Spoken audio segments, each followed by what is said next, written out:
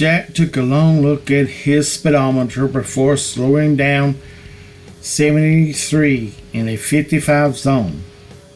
Fourth time in as many months. How could a guy get caught so many times? When his car had slowed to 10 miles an hour, Jack pulled over, but not all the way. Let the cop worry about the potential traffic hazard. Maybe somebody will come along and tweak his backside with a mirror. The cop was stepping out of his car with a big pad in his hand. Bob from church? Jack sunk further into his seat. This was worse than the coming ticket. A cop catching a guy from his own church. Getting out of the car, he approached the man he saw every Sunday, but had never seen in uniform.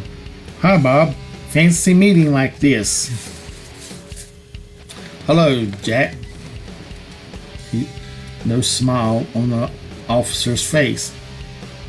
Guess you caught me red-handed in the rush to see my wife and kids, said Jack. Yeah, I guess. Bob seemed uncertain. I've seen some long days at the office lately, and I'm afraid I bent the rules a little bit this once, Jack said as he toed the pebbles in the pavement. Diane said something about roast beef and potatoes tonight. Know what I mean? Yeah, I know what you mean. I also know that you have a reputation in our precinct, said Bob. Ouch. This was not going the right direction.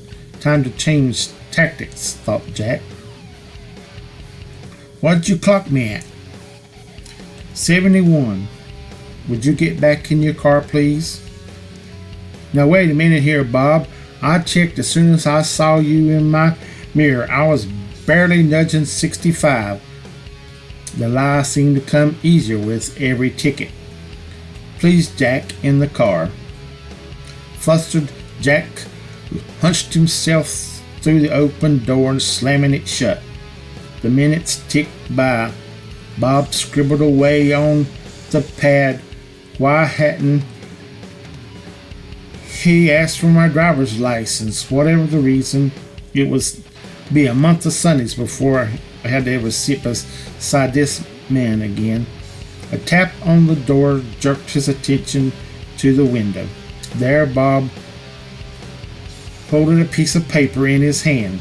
Jack rolled down the window for Bob to pass him the slip. Thanks. Jack could not quite keep the sneer out of his voice. Bob returned to his car without a word. Jack watched his retreat in the mirror.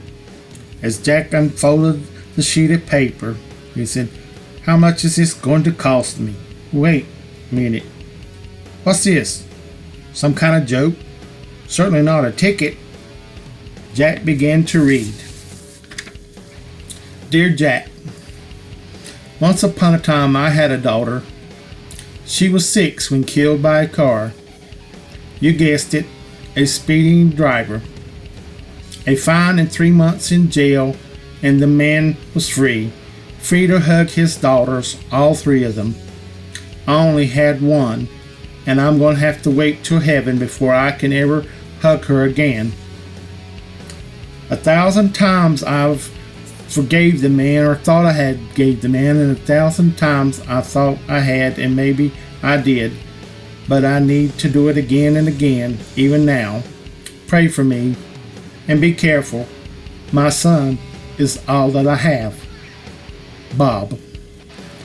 Jack twisted around in time to see Bob's car pull away and head down the road. Jack watched until it disappeared. A full 15 minutes later, he too pulled away and drove slowly home, praying for forgiveness and hugging his surprised wife and kids when he arrived. The moral is, Life is precious. Handle it with care.